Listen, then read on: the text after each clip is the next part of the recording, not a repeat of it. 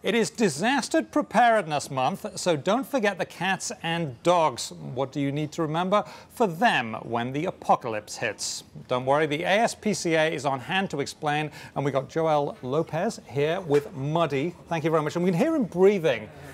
He's, we don't know how old he is, but he's very cute and he's very bouncy and stuff. So thank you for being here, Joel. Sure, absolutely.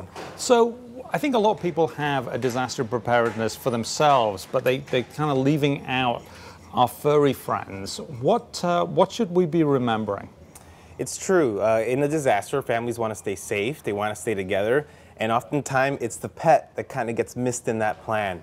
And what that means is we see a lot of heartbreaking situations where pets are separated from their families and sometimes lost.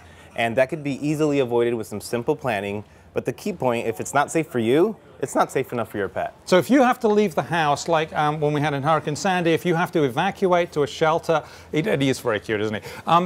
You have to take the dog or the cat or whatever it is. And what should you be taking with you when you take your dog or cat? Well, we've sometimes heard the term go bag, which is the bag we're all supposed to have if you have to leave the home in a hurry. Well, you know, I challenge everyone to have a go carrier. Have a carrier that's appropriate for your pet, your dog or cat or whatever it is you have.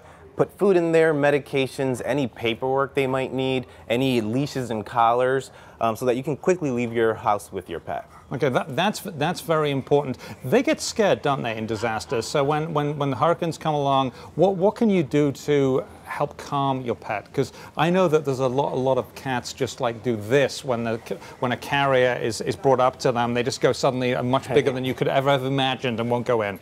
Yeah, so that's a common issue with cats. And one thing is you want to get that cat used to that carrier and maybe not present it at the moment that you have to leave. So make it fun for them. Put some treats and toys for them. Make it their hangout where they really want to go in there voluntarily so that when disaster strikes and you have an emergency and need to go, or just you need to go to the vet, it's not a battle of getting your pet. So you keep it out there. It's like a little house, a little den for them. Yeah. Do most shelters that are set up by cities like New York City or wherever, do they allow pets?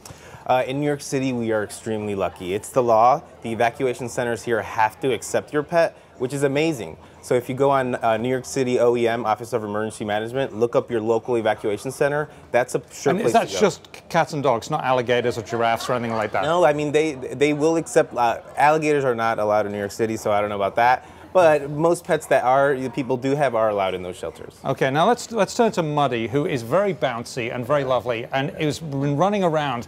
He's up for adoption, right? We don't know how old he is, but he's just so friendly. He's pretty young, and this guy's a steal. I mean, at our shelter at 92nd Street, we have this dog and many other dogs and cats available for adoption. So I would encourage you to go to aspca.org/adoption and check it out. And while you're there, I would urge you to check out aspca.org/mobile app. And all the things that we talked about today, the things to help you be more prepared for disaster, would be on there as well. And if you're not in New York, you can go to another ASPCA locally, and he won't be there, but somebody else will. I think this guy's going to not get out of the building because I think someone's going to grab him. Thank you very much, Joel and Muddy. He's cute.